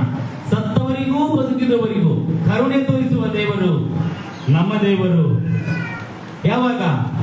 ಎಬ್ಬಿಸಲ್ಪಡುವ ದಿನದಲ್ಲಿ ಆತನಲ್ಲಿ ಸತ್ತವರನ್ನು ಕೂಡ ಎಬ್ಬಿಸಿ ಪರಲೋಕಕ್ಕೆ ಕರೆದುಕೊಳ್ಳುತ್ತಾನೆ. ಆಮೇಲೆ ದೇಹದಿಂದಿರುವವರನ್ನು ಕೂಡ ಪರಲೋಕಕ್ಕೆ ಕರೆದುಕೊಂಡಿದ್ದಾನೆ. ಯಾವಾಗ? ರ್ಯಾಪ್ಚರ್ ಟೈಮ್ ಅಲ್ಲಿ, ಎತ್ತಲ್ಪಡುವ ದಿನದಲ್ಲಿ. ಇದೆಲ್ಲ ಹೋಲಿಕೆಯಾಗಿದೆ. ಇಲ್ಲಿರುವ ವಾಕ್ಯಗಳೆಲ್ಲ ಒಂದು ನಮ್ಮ ದೈವತ್ವಕ್ಕೆ, ಸಭೆಗೆ ಎಲ್ಲ ಹೋಲಿಕೆ ಆಗಿರುವಂತದ್ದು. ಆದ ಕಾರಣ ಆ ರೀತಿಯಾಗಿ ಪ್ರೀತಿಸಿದಂತ ಆ ವ್ಯಕ್ತಿಯ ಕುರಿತಾಗಿ ತಾನು ಕೂಡ ಸಂತೋಷಪಟ್ಟು, ಯಾರು? ನವಮಿ ಸಂತೋಷಪಟ್ಟು ಒಂದು ಮಾತನ್ನು ಹೇಳ್ತಾಳ. ಇದನ್ನ ನಾನು ನಿಮಗೆ ತಿಳಿಸ್ಬೇಕಾಗಿರೋದು, ಇದನ್ನ ನಾನು ನಿಮ್ಗೆ ತಿಳಿಸ್ಬೇಕಿದ್ದೀನಿ. ಅವಾಗ ಒಂದು ಮಾತು ಹೇಳ್ತಾಳೆ. ಆ ಮಾತನ್ನ ನೋಡ್ರಿ, ಇದು 2 ವಾಕ್ಯದಲ್ಲಿ ಓದ್ರಮ್ಮ, ತೆಲುಗು ಅಂಡ್ ಕನ್ನಡ ಎರಡರಲ್ಲಿ ಓದ್ರಿ. ಓದಿದ ನಂತರ ನಾವು ಅದನ್ನು ವಿವರಣೆ ಮಾಡೋಣ. 3ನೇ ಅಧ್ಯಾಯ 1 ರಿಂದ 4. ఆమె అత్తయ్య కుమారి, నీకు మేలు కలుగునట్లు నేను నీకు విశ్రాంతి విచారింపవలసిన రాను కదా. ఎవరి పనికెత్తల యొక్క నీకు ముట్టివో ఆ బోయజు మనకు బంధువుడు. ఇదిగో ఈ రాత్రి అతడు కళ్ళమున ఎవరు తూర్పాన పట్టింప కూర్చున్నాడు. నీవు స్నానము చేసి తైలము రాసుకుని నీ బట్టలు కట్టుకుని ఆ కళ్ళమునకు వెళ్ళుము. అక్కడ అతడు అన్నపానములు పుచ్చుకొనుట చాలించు వరకు నీవు అతనికి మరుగైండు. అతడు పండుకునే తరువాత అతడు పండుకున్న స్థలమును గుర్తిరిగి లోపలికి పోయి అతని కాళ్ళ మీద ఉన్న బట్ట తీసి పండుకొనవలెను. నీవు చేయవలసిన దానిని అతడు నీకు తెలియజేయడని ఆమెతో అనగా. ಕನ್ನಡದಲ್ಲಿ ಗಟ್ಟಿಯಾಗಿ ಓದಬೇಕು, ಎಲ್ಲರೂ ಕೇಳಿಸ್ಬೇಕು. ಹಿಂದಿನವ್ರು ಚೆನ್ನಾಗಿ ಕೇಳ್ಬೇಕು. ಹಿಂದಿನವ್ರು ನಯೋಮಿಯು ನನ್ನ ಮಗಳೇ, ನೀನು ನನ್ನ ಗೃಹಿಣಿಯಾಗಿ ಸುಖವಿಂದಿರುವುದಕ್ಕೋಸ್ಕರ ನಾನು ಪ್ರಯತ್ನಿಸಬೇಕಲ್ಲವೇ? ನೀನು ಯಾವ ಹೆಣ್ಣಾಳುಗಳ ಜೊತೆಯಲ್ಲಿರುತ್ತೀಯೋ ಆ ಭೋಜವನ್ನು ನಮ್ಮ ಸಂಬಂಧಿಕರಾಗಿರುವಾತನಲ್ಲ. ಇವನು ಇಂದಿನ ರಾತ್ರಿ ಕಣದಲ್ಲಿ ಜವಕೋಲಿಯನ್ನು ತೋರುವವನು. ನೀನು ಸ್ನಾನ ಮಾಡಿ ತೈಲ ಹಚ್ಚಿಕೊಂಡು ಶ್ರೇಷ್ಠ ವಸ್ತ್ರಗಳನ್ನು ಅಲ್ಲಿಗೆ ಹೋಗು. ಅವನು ಅನ್ನಪಾನಗಳನ್ನು ತೆಗೆದುಕೊಳ್ಳುವವರೆಗೂ ಮರೆಯಾಗಿದ್ದು ಅವನು ಒಳಗಿದ್ದ ಸ್ಥಳವನ್ನು ಗೊತ್ತು ಮಾಡಿಕೊಂಡು ಹೋಗಿ ಅವನ ಕಾಲುಗಳ ಮೇಲಣ ಹೊದಿಕೆಯನ್ನು ತೆಗೆದು ಬಿಟ್ಟು ಅಲ್ಲೇ ಮಲಗಿಕೋ. ಆಮೇಲೆ ಮಾಡತಕ್ಕದ್ದನ್ನು ನಿನಗೆ ತಿಳಿಸುವೆನು ಅಂದಳು. 9ನೇ ವಚನ 2ನೇ ಭಾಗ ಓದಮ್ಮ. ನಾನು ನಿನ್ನ ದಾಸಿಯಾದ ರೂಗಳು, ನೀನು ಸಮೀಪ ಬಂಧವಾಗಿರುವುದರಿಂದ ನಿನ್ನ ಹೊದಿಕೆಯ ಅಂಚನ್ನು ನನ್ನ ಮೇಲೆ ಹಾಕು ಅಂದಳು. ಆಗ ಅವನು, ನನ್ನ ಮಗಳೇ, ಯೆಹೋವನಿಂದ ನಿನಗೆ ಆಶೀರ್ವಾದವಾಗಲಿ.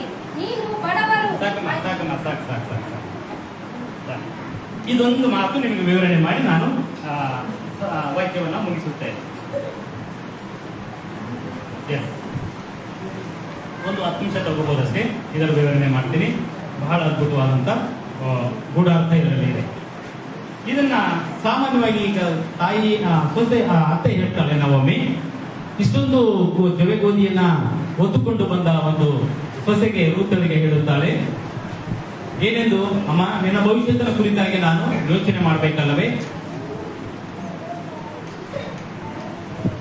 ಅದಕ್ಕಾಗಿ ಈತನು ಕೂಡ ಯಾರು, ನಮ್ಮ ಗೋತ್ರದವನೇ ಆದ ಕಾರಣ, ನಮ್ಮ ಸಂಬಂಧಿಯೇ ಆದ ಕಾರಣ ನೀನು ಈ ದಿನ ರಾತ್ರಿ ಸ್ನಾನ ಮಾಡಿ ತಲೆಗೆ ತೈಲವನ್ನು ಹಚ್ಚಿಕೊಂಡು ಶುಭ್ರ ವಸ್ತ್ರಗಳನ್ನು ಧರಿಸಿಕೊಂಡು ಆತನು ಕಣದಲ್ಲಿರುತ್ತಾನೆ,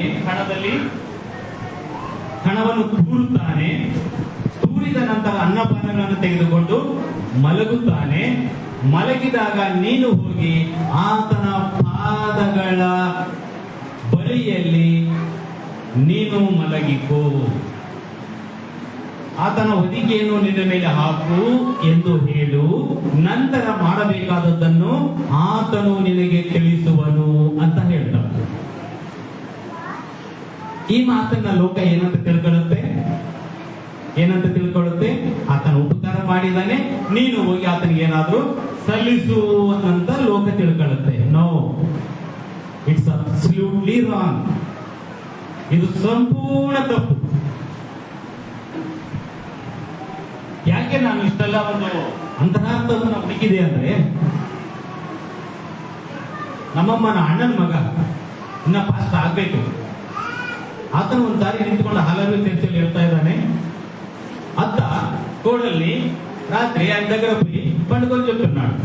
అప్పుడు అలాగే ఉండేది, పెద్దోళ్ళు చెప్తే చిన్నోళ్ళ పని చేయాలి ಅಂತ ಹೇಳ್ತಾರಲ್ಲ.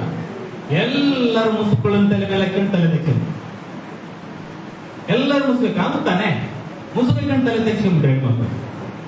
ನನಗೆ ಕೋಪ ಬಂತು. ದೇವರೇ, ನಿನ್ನ ವಾಕ್ಯಗಳು ನಿನ್ನ ಮಕ್ಕಳನ್ನ ತಲೆ ತಗ್ಗಿಸುವಂತೆ ಮಾಡುವಂತವುಗಳಲ್ಲ, ತಲೆ ಎತ್ತಿ ಜೀವಿಸುವ ಹಾಗೆ ಮಾಡುವಂತ, ಬಲವಂತರನ್ನಾಗಿ ಮಾಡುವಂತ ನಿನ್ನ ವಾಕ್ಯಗಳು. ಈತನ ಯಾಕೆ ಹಿಂಗೆ ಹೇಳ್ತಾ ಇದ್ದಾನೆ, ಅದರಲ್ಲಿ ಅರ್ಥ ಗೊತ್ತಾದ್ರೆ ಹೇಳಬೇಕು, ಇಲ್ಲಂದ್ರೆ ಸುಮ್ಮನೆ ಇರಬೇಕು. ಈತನ ಯಾಕೆ ಪರ್ಮಿಷನ್ ಕೊಟ್ಟಿ ಆ ಮಾತು ಹೇಳೋದಕ್ಕೆ ಅಂತ ನಾನು ಕೇಳಬೇಕು. ನಾನು ಇದೇ ಮಂದಿರದಲ್ಲಿ ಮತ್ತೆ ನಾನು ಇನ್ನೊಂದು ಸಾರಿ ಬಂದಾಗ ಇದೇ ವಾಕ್ಯವನ್ನೇ ನಾನು ಹೇಳಬೇಕು ಅವ್ರಿಗೆ. ಇದರಲ್ಲಿರುವ ಅಂತರಾರ್ಥವನ್ನ, ತಲೆ ಎತ್ತಿ ಜೀವಿಸುವ ಅರ್ಥವನ್ನ, ಗೂಢಾರ್ಥವನ್ನ ನಾನು ಹೇಳಬೇಕು.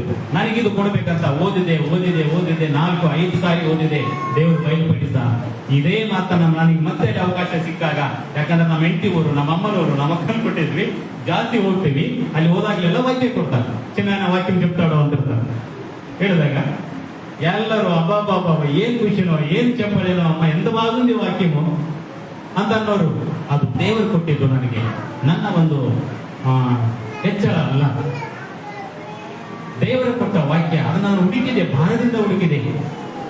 ಯಾಕೆ ಜನ ದೇವರ ಮಕ್ಕಳೆಲ್ಲ ಮುಸುಗಾಕೊಂಡು ತಲೆ ಬಗ್ಸ್ಬೇಕಾಯ್ತು? ಆತನೇ ಹೇಳಿದ ಆ ಮಾತಿನಿಂದ ಇಲ್ಲ, ಇದರಲ್ಲಿರುವ ಅರ್ಥ ದೇವರು ನನಗೆ ಕೊಟ್ಟಿದ್ದನ್ನ ನಿಮಗೆ ಈಗ ನಾನು ಹೇಳುತ್ತಿದ್ದೆ. ಚೆನ್ನಾಗಿ ಕೇಳ್ಬೇಕಾದ್ರೆ ಹಿಂದಿನವರೆಲ್ಲರೂ, ಎಲ್ಲರಿಗೂ ಕೇಳಿಸುತ್ತ ತಾನೆ ಹಿಂದಿನವ್ರಿಗೆ? ಎಸ್, ಸ್ತೋತ್ರ. ಈ ಅತ್ತೆ ಏನ್ ಹೇಳ್ತಿದ್ದಾಳೆ, ಈ ದಿನ ರಾತ್ರಿ అయ్యా ఒక 10 నిమిషాలు తీసుకుంటా, దీన్ని కంప్లీట్ చేయాలి. ఎందుకంటే మీకు ఇంకా 2 సంఘాలు ఉన్నాయి. గోనాలకు పోవాలా, దగ్గరలో లేవు.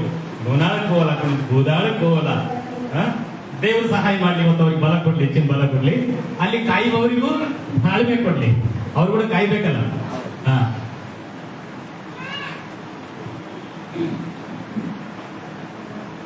ಅವರು ಗುಣಗುಟ್ಟಬಾರ್ದು ಅವ್ರ ಮೇಲೆ. ಅಯ್ಯೋರೇ ಸೊತ್ತಾದ್ರೂ ಬರೋದಿಲ್ಲ.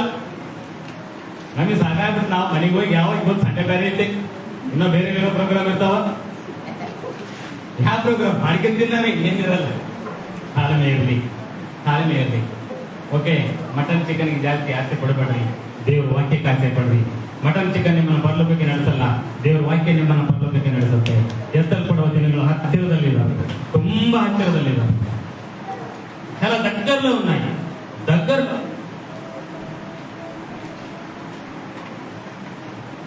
ಆದ ಕಾರಣ ವಾಕ್ಯಕ್ಕೆ ಗಮನ ಕೊಡಿ.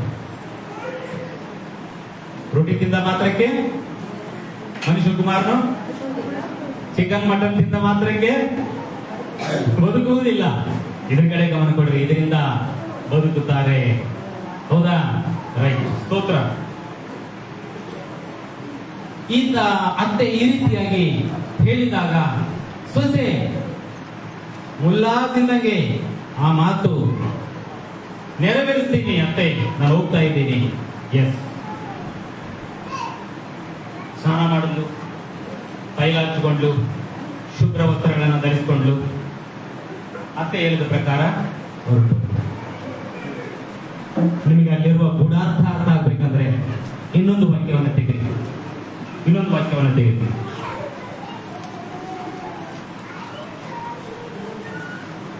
2 ಸಮುವೇಲ 12:20. ಚೆನ್ನಾಗಿ ಓದ್ರಿ ಇದನ್ನ.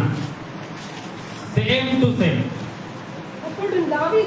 అప్పుడు దావీదు నేల నుండి లేచి స్నానము చేసి తైలము పూసుకొని వేరే వస్త్రములు ధరించుకొని ఎక్కడికి పోయినా యెహోవా మందిరములో ప్రవేశించి మ్రొక్కి తన ఇంటికి తిరిగి వచ్చి భోజనము తెమ్మనగా. చాలా ఈ కన్నడలో బాగుంది అన్నమాట.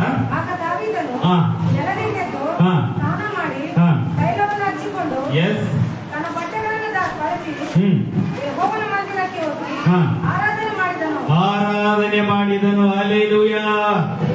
ಅನಂತರ ಸಾಕ್ತಾಯಿ ಸ್ನಾನ ಮಾಡಿ ತಲೆಗೆ ಎಣ್ಣೆಯನ್ನು ಹಚ್ಚಿಕೊಂಡು ಶುಭ್ರ ವಸ್ತ್ರಗಳನ್ನು ಹಾಕಿಕೊಂಡು ಎಲ್ಲಿಗೆ ಹೋದ? ದೇವರ ಮಂದಿರಕ್ಕೆ ಹೋಗಿ ಆರಾಧನೆ ಮಾಡಿದನು. ಈಗ ನಿಮಗೆ ಈ ವಾಕ್ಯ ಅರ್ಥ ಆಗ್ತದೆ. ಇಲ್ಲಾಂದ್ರೆ ಲೌಕಿಕ ಅರ್ಥ ತಿಳ್ಕೊಂಡ್ಬಿಡ್ತೀರಿ. No, it's wrong. ಅದೇ ರೀತಿಯಲ್ಲಿ ಹೋಗ್ತಾಳೆ. ಆತನು ಕಣ ತೂರಿದ್ದಾಯ್ತು. ಕಣ ತೂರೋದ್ರಲ್ಲಿ ಬೇರೆ ಅರ್ಥ ಇದೆ, ಸಮಯ ಇಲ್ಲ. 1.5 ಗಂಟೆ ಬೇಕು ನನಗೆ. ಇವೆಲ್ಲವನ್ನು ನಿಮಗೆ ಕಂಪ್ಲೀಟ್ ಮಾಡ್ಬೇಕಂದ್ರೆ 1.5 ಗಂಟೆ ಬೇಕು. ಕಣ ತೂರುವುದರಲ್ಲಿ ಒಂದು ಅರ್ಥ ಇದೆ, ಅದಕ್ಕೂ ಒಂದು ಪ್ರಸಂಗ ಬೇಕು. ಕಣ ತೂರೋದಕ್ಕೆ ಒಂದು ಪ್ರಸಂಗ. ಎಸ್, ಆಯ್ತಾ? ಅದಕ್ಕೆ ಓದಲು ಅಲ್ಲಿ ಆತನು ಅನ್ನಪಾನಗಳನ್ನು ತೆಗೆದುಕೊಳ್ಳುವವರೆಗೂ ಮರೆಯಾಗಿದ್ದಳು. ಅನ್ನಪಾನಗಳನ್ನು ಕಣ ತೂರಿದಂದಂಗೆ ನಂಗೆ ಆ ಕಡೆ ಹೋಗೋದು ಮನಸ್ಸು. ಅಲ್ಲಿ ಒಂದು ಬೇರೆ ಗೂಢಾರ್ಥ ಇದೆ. ಇರಲಿ, ದೇವರು ಸಹಾಯ ಮಾಡಲಿ. ಆತನು ಮಲಗಿದಾಗ ಅತ್ತೆ ಹೇಳಿದ ಹಾಗೆ ಹೊರಟೋಗಿ ಆತನ ಪಾದಗಳ ಬಳಿಯಲ್ಲಿರುವ ತನ್ನ ಹೊದಿಕೆಯ ಅಂಚನ್ನು ತೆಗೆದು ಪಾದಗಳ ಬಳಿಯಲ್ಲಿ ತನ್ನ ತಲೆಯನ್ನಿಟ್ಟು ಮಲಗುತ್ತಾಳೆ. ಆಗ ಆತನಿಗೆ ಏನು ಕಾಲತ್ರ ಏನೋ ಇದಾಗ್ತದ, ನಾನು ಡಿಸ್ಟರ್ಬೆನ್ಸ್ ಆಗ್ತದಲ್ಲ ಅಂತೇಳಿ ಹಿಂಗ ಬಗ್ಗಿ ನೋಡ್ತಾನೆ. ಬಗ್ಗಿ ನೋಡಿದ್ರೆ ಈ ಮಗಳು ಅಲ್ಲಿ ಮಲಗಿದ್ದಾಳೆ. ಆಗ ಅಮ್ಮ ನೀನು ಯಾರು ಅಂತ ಕೇಳಿದ್ರೆ, ನಾನು ಹೀಗೆ ನಿನ್ನ ದಾಸಿಯಾದ ರೂತಳು, ನಿನ್ನ ಹೊದಿಕೆಯ ಅಂಚನ್ನು ನನ್ನ ಮೇಲೆ ಹಾಕು, ನೀನು ನನ್ನ ಸಂಬಂಧಿ ಆದ ಕಾರಣ ನಮ್ಮ ಅತ್ತೆ ಹೇಳಿದ್ದಾಳೆ ಹೀಗೆ ಬರೋದಕ್ಕೆ ಬಂದಿದ್ದೇನೆ, ನಿನ್ನ ಹೊದಿಕೆಯ ಅಂಚನ್ನು ನನ್ನ ತಲೆಯ ಮೇಲೆ ಹಾಕು ಅಂತ ಕೇಳ್ತಿದ್ದ. ಆಗಾತನ ಏನ್ ಹೇಳ್ತಾನೆ? ಆಗವನು, ನನ್ನ ಮಗಳೇ, ಯೆಹೋವನಿಂದ ನಿನಗೆ ಆಶೀರ್ವಾದವಾಗಲಿ, ಯೆಹೋವನಿಂದ ನಿನಗೆ ಆಶೀರ್ವಾದವಾಗಲಿ, ಆತನ ಅಂಚನ್ನು ಆಕೆಯ ತಲೆಯ ಮೇಲೆ ಹಾಕು ಅಂತ ಕೇಳ್ತಾ ಇದ್ದಾಳೆ. ಇವರು ಯಾತಕ್ಕೆ ಹೋಗಿದ್ದಾರೆ? ಅತ್ತೆ ಯಾತಕ್ಕೆ ಕೇಳಿದ್ದಾಳೆ? ರೂತಳು ಯಾತಕ್ಕೆ ಹೋಗಿದ್ದಾಳೆ? ಇದಿಷ್ಟ ಇನ್ನ 2 ಪ್ರಸಂಗ. ರೂತಳು ಯಾಕೆ ಅತ್ತೆ ನಿಂಬಲಿಸಿಕೊಂಡು ಬಂದು ಇಲ್ಲಿ ಆಕೆ ಹೇಳಿದಂತೆ ಭೋಜನ ಹೊಲಕ್ಕೆ ಯಾಕೆ ಹೋಗ್ತಾ ಇದ್ದಾಳೆ? ಇದರಲ್ಲಿ 2 ಪ್ರಸಂಗ ಇದೆ. ಇನ್ನು ಆಮೇಲೆ ಇದ್ಯಾವುದು? ತೂರುವುದು, ಅದರಲ್ಲಿ ಒಂದು ಪ್ರಸಂಗ ಇದೆ. ನಾನು ಶಾರ್ಟ್ ಕಟ್ ಆಗಿ ಹೇಳ್ತಾ ಇದ್ದೀನಿ. Okay, right. ಅಲ್ಲಿ ಇಲ್ಲಿ ಲೋಕರೀತಿಯಿಂದ ನಾವು ಯೋಚನೆ ಮಾಡಿದಾಗ ಸ್ವಲ್ಪ ಅದನ್ನ ಒಂದು ಯಾವುದೇ ಮುಜುಗರ ಇಲ್ಲದಂತೆ ಹೇಳ್ಬೇಕಾದ್ರೆ, ಒಂದು ವೇಳೆ ಅವರು ಏನಾದ್ರೂ ಆತನೊಂದಿಗೆ ಎಮ್ಮ ಬೆರೆಯುವುದಕ್ಕೆ ಹೋಗಿದ್ದಳು ಅಂತ ಇಟ್ಕೊಂಡ್ರೆ ಎಲ್ಲಿ ಮಲಗ್ತಾರೆ? ಹೌದಲ್ವಾ? ಬೇಡ, ಸೈಡ್ ಇಟ್ಬಿಡೋಣ ಸಾಕು. ಇಲ್ಲಿ ಆತನ ಪಾದಗಳ ಬಳಿಯಲ್ಲಿ ತನ್ನ ತಲೆಯನ್ನು ಇಟ್ಟುಕೊಂಡು ಮಲಗಿದ್ದಾಳೆ. ದೇವರ ಪಾದಗಳ ಬಳಿಯಲ್ಲಿ ನಮ್ಮ ತಲೆಯನ್ನು, ನಮ್ಮ ಬುದ್ಧಿವಂತಿಕೆಯನ್ನು, ನಮ್ಮ ಆಲೋಚನೆಗಳನ್ನು, ನಮ್ಮ ಎಲ್ಲ ಹೆಚ್ಚಳಗಳನ್ನು ದೇವರ ಪಾದದ ಬಳಿಯಲ್ಲಿಟ್ಟು ನಾವು ರಾತ್ರಿ ಮಲಗಬೇಕು. ನಾನು ಬುದ್ಧಿವಂತ ಅಂತ ಹೇಳ್ತಿರ್ತಾರೆ, ನಾನು ಜ್ಞಾನವಂತ ಅಂತ ಹೇಳ್ತಾರೆ, ನಾನು ಸೈಂಟಿಸ್ಟ್ ಅಂತ ಹೇಳ್ತಿರ್ತಾರೆ, ನಾನು ದೊಡ್ಡ ರಾಜಕೀಯ ವ್ಯಕ್ತಿ, ನಾನು ಮುಖ್ಯಮಂತ್ರಿ, ನಾನು ಪ್ರಧಾನಮಂತ್ರಿ ಅನ್ನೋದಲ್ಲ. ನಿನ್ನನ್ನು ನೀನು ತಗ್ಗಿಸಿಕೊಂಡು ಆತನ ಪಾದಗಳ ಬಳಿಯಲ್ಲಿರಲಿ. ನಿನ್ನೆಲ್ಲ ಬುದ್ಧಿವಂತಿಕೆ, ನಿನ್ನೆಲ್ಲ ಬುದ್ಧಿವಂತಿಕೆ ಆತನ ಪಾದಗಳ ಬಳಿಯಲ್ಲೇ ಇರಲಿ. ನಮ್ಮ ಯಾಕೆ ಹೋಗ್ಬಾರ್ದು? ಮೇಲೆ ಹೋಗ್ಬಾರ್ದು. ಅಂದ್ರೆ ನಿನ್ನನ್ನು ನೀನು ತಗ್ಗಿಸಿಕೊಳ್ಳಬೇಕು. ಈ ಮಗಳು ಕೂಡ ಅದನ್ನೇ ಮಾಡ್ತಾ ಇರೋದು. ತನ್ನನ್ನು ತಾನು ತಗ್ಗಿಸಿಕೊಳ್ತಾ ಇದ್ದಾಳೆ. ಆಕೆಯ ಒಂದು ಎಲ್ಲವನ್ನು ಕೂಡ ಆತನ ಪಾದಗಳಿಗೆ ಮಾತ್ರ ಸೀಮಿತ ಮಾಡ್ತಾಳೆ. ಆತನ ಪಾದಗಳ ಬಳಿಗೆ ಮಾತ್ರವೇ ಸೀಮಿತ ಮಾಡ್ತಾ ಇದ್ದಾಳೆ. ಮತ್ತೆ ಆತನ ಹೊದಿಕೆಯ ಅಂಚನ್ನು ನನ್ನ ಮೇಲೆ ಹಾಕು. ನನ್ನ ಮೇಲೆ ಅಂದ್ರೆ ನನ್ನ ತಲೆಯ ಮೇಲೆ ಹಾಕು ಅಂತಿದ್ದಾಳೆ. ಅಂದ್ರೆ ನಿನ್ನ ಹೊದಿಕೆಯ ಅಂಚಿನಲ್ಲಿರುವ ಅಭಿಷೇಕ ನನ್ನ ತಲೆ ಮೇಲೆ ಬರಲಿ. ಹಲ್ಲೆಲೂಯಾ. ನಿನ್ನ ಹೊದಿಕೆಯ ಅಂಚಿನಲ್ಲಿರುವ ಅಭಿಷೇಕ ನನ್ನ ತಲೆಯಲ್ಲಿ ಬರಲಿ ಅಂತ ಕೇಳ್ತಾ ಇದ್ದಾಳೆ. ಅದಕ್ಕೆ ಮಗಳೇ, ಯೆಹೋವನಿಂದ ನಿನಗೆ ಆಶೀರ್ವಾದವಾಗಲಿ ಅಂತ ಹೇಳ್ತಾ ಇದ್ದಾನೆ. ಎಲಿಯನ ಹೊದಿಕೆ ಎಲಿಶನ ಮೇಲೆ ಬಿದ್ದಾಗ ఎలియ యొక్క దుప్పటి ఎలీషా పైన పడగా ఏమైంది? రెండింతల అభిషేకమును పొందుకొని ఆయన కంటే గొప్ప కార్యములు చేయగలిగాడు. ಯಾರು? ಎಲಿಷಾ. ದೇವರ ಎಲ್ಲಾ ಸದ್ಗುಣಗಳಿಗೆ ಸಮಾನನಾದ ಬೋಯಜನ ಹೊದಿಕೆಯ ಅಂಚು ಆಕೆಯ ಮೇಲೆ ಬಿದ್ದ ನಂತರ ನೆಕ್ಸ್ಟ್ ಮುಂದಿನ ದಿನಗಳಲ್ಲಿ ಆಕೆಯ ಜೀವಿತವೇ ಬದಲಾಯಿತು. ಏನೂ ಇಲ್ಲದವಳಾಗಿ ಬಂದಳು, ಇಲ್ಲಿ ಎಲ್ಲವನ್ನು ಹೊಂದಿಕೊಂಡಳು. ಎಲ್ಲಿ? ದೇವಜನರ ಮಧ್ಯದಲ್ಲಿ. ಆಕೆಯ ಅತ್ತೆಯ ದೇವರ ಬಳಿಯಲ್ಲಿ ಬಂದಾಗ, ಅತ್ತೆಯ ಜನಾಂಗದ ಬಳಿಯಲ್ಲಿ ಬಂದಾಗ ಎಲ್ಲವನ್ನು ಹೊಂದಿಕೊಂಡಳು. ಅದಕ್ಕೆ ಇವತ್ತಿನ ಪ್ರಸಂಗಕ್ಕೆ ನಾನು ಟೈಟಲ್ ಏನಂತ ಇಟ್ಟಿದ್ದೇನೆ ಅಂದ್ರೆ, ದೇವರ ರಾಜ್ಯಕ್ಕಾಗಿ ನೀತಿಗಾಗಿ ತವಕ ಪಡಿ, ಆಗ ಎಲ್ಲ ದೊರಕುವುದು. ಒರ್ಪಡು ಚಿಕ್ಕ ಸಸ್ಯ ಯಾವುದಕ್ಕೆ ತವಕಪಟ್ಟು ಹೊಡೆಯೋದು? ತಮ್ಮ ಊರು, ತಮ್ಮ ದೇವತೆಗಳು, ತಮ್ಮ ಜನಾಂಗಗಳ ಕಡೆಗೆ ಹೊಡೆಯೋದು. ದೇವರ ರಾಜ್ಯಕ್ಕಾಗಿ ಬಂದು ದೇವರ ಜನರ ಬಳಿ ನಾನು ಜೀವಿಸ್ತೀನಿ ಅಂದು. ಇನ್ನೊಂದು ಮಾತು ಹೇಳ್ತಾರೆ, ನಿನ್ನ ಸಮಾಧಿಯ ಬಳಿಯಲ್ಲಿ ನನ್ನ ಸಮಾಧಿ ಕೂಡ ಆಗ್ಬೇಕು. ಯಾಕೆ? ನಿನ್ನ ದೇವಾದಿ ದೇವರು ನಿನ್ನನ್ನು ಸಮಾಧಿಯಿಂದ ಎಬ್ಬಿಸುವಾಗ ನನ್ನನ್ನು ಕೂಡ ಎಬ್ಬಿಸಬೇಕು. ಅರ್ಥ ಆಗುತ್ತಲ್ಲ? ಸಮಾಧಿಯಿಂದ ನಿನ್ನನ್ನು ನಿನ್ನ ದೇವರು ಎಬ್ಬಿಸುವಾಗ, ಎತ್ತಲ್ಪಡುವಾಗ ನಾನು ನಿನ್ನ ಜೊತೆಯಲ್ಲೇ ಎದ್ದು ಪರಲೋಕ ಸೇರಬೇಕು. ಯಾರಾಗಿ? ದೇವರ ಮಗಳಾಗಿ. ಮೊವೆಂಬರ್ ಎತ್ತಲ್ಪಡ್ತಾರ?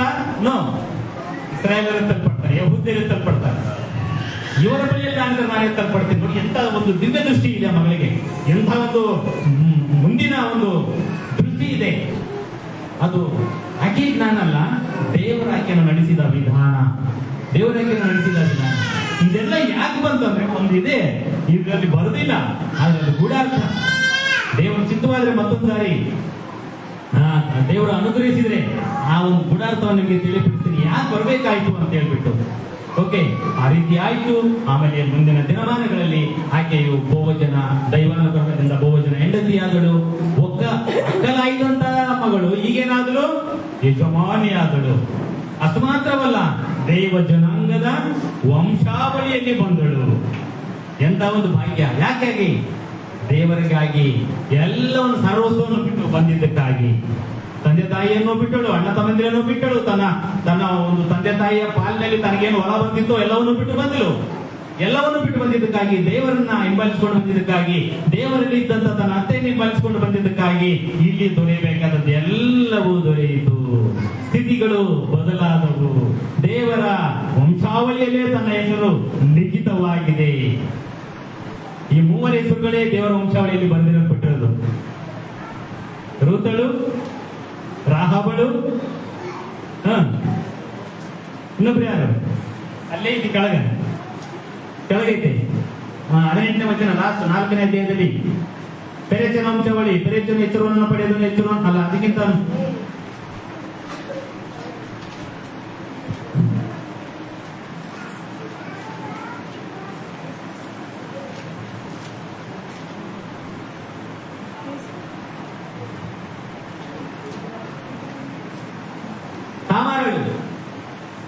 ವಿಷಯ ಗೊತ್ತಾನೆ. ಇವರು ಮೂವರು ಇದ್ರೆ ಹೆಣ್ಮಕ್ಳ ಹೆಸರು ಬರೆದಿರೋದು, ಇನ್ನೆಲ್ಲ ಉಳಿದವರೆಲ್ಲ ಗಂಡು ಮಕ್ಕಳ ಹೆಸರನ್ನೇ ಬರೆದಿರೋದು. ತಾಮಾರಳು, ರಾಹಾಬಳು, ರುತ್, ಇಷ್ಟೇ. ಮತ್ತೆ ಲಾಸ್ಟ್ನೇದಾಗಿ ಮರಿಯಮ್ಮ, ಇಷ್ಟೇ ಹೆಸರನ್ನೇ ಬರೆದಿರೋದು. ಆದ ಕಾರಣ ಇಂಥ ಒಂದು ಸೌಭಾಗ್ಯವನ್ನ ಆ ಮಗಳು ಹೊಂದಿಕೊಂಡವಳು. ಯಾಕಂದ್ರೆ ದೇವರ ರಾಜ್ಯವನ್ನು ಹುಡುಕಿ ಬಂದಿದ್ದರಿಂದ. ದೇವರ ರಾಜ್ಯಕ್ಕೆ ನಾವು ಆಲ್ರೆಡಿ ಬಂದಿದ್ದೇವೆ. ಲೋಕದವರ ಮಾತನ್ನ ಕೇಳಿ ನಿನಗೆ ಆಶೀರ್ವಾದ ಬೇಗ ಬಂದಿಲ್ಲ ಅಂದ್ರೆ ಹಿಂದಕ್ಕೆ ಹೊರಟು ಹೋಗ್ಬೇಡ, ಹಿಂದಕ್ಕೆ ಹೊರಟು ಹೋಗ್ಬೇಡ. ನಿನಗೆ ನಿನ್ನನ್ನು ಬಿಟ್ಟು ಹೋದ ದೆವ್ವಗಳು ಏನಾಗ್ತಾವಂತೆ, ಇನ್ನು 7ರಷ್ಟು ತಾನು ಸೇರಿ ಇನ್ನು 7ನ್ನ ಕರೆದುಕೊಂಡು 8 ಆಗಿ ಮನೆ ಬಂದು ಸೇರಿಕೊಳ್ತಾವೆ. ನಿನ್ನ ಆ ಪರಿಸ್ಥಿತಿ ಇಂದಿನ ಪರಿಸ್ಥಿತಿಗಿಂತ ತುಂಬಾ ಘೋರವಾಗಿರ್ತದೆ. ಆದ ಕಾರಣ ಬಿಟ್ಟು ಹೋಗೋದು ಬೇಡ. ತಾಳ್ಮೆಯಿಂದಿರಿ. ನೀವು ತೋರಿಸಬೇಕಾದ ಭಯಭಕ್ತಿ ದೇವರಲ್ಲಿ ತೋರಿಸ್ರಿ. ಸಂಘದಲ್ಲಿ ಐಕ್ಯವಾಗಿರ್ರಿ, ಸಹೋದರದಿಂದಿರ್ರಿ, ಭಯಭಕ್ತಿಯಿಂದಿರ್ರಿ, ಪರಿಶುದ್ಧತೆಯನ್ನು ಕಾಪಾಡಿಕೊಳ್ಳಿರಿ, ಲೋಕದಲ್ಲಿ ಬೆರೆತು ಹೋಗ್ಬೇಡ್ರಿ. ಆಗ ದೇವರಿಂದ ನಿಮ್ಗೆ ಬರ್ತಕ್ಕ ಪ್ರತಿಫಲಗಳು ತಪ್ಪದೆ ಬರ್ಲಿಕ್ಕಿದ್ದಾವೆ. ನಿಮ್ಮ ಸಂತಾನಗಳಿಗೆಲ್ಲ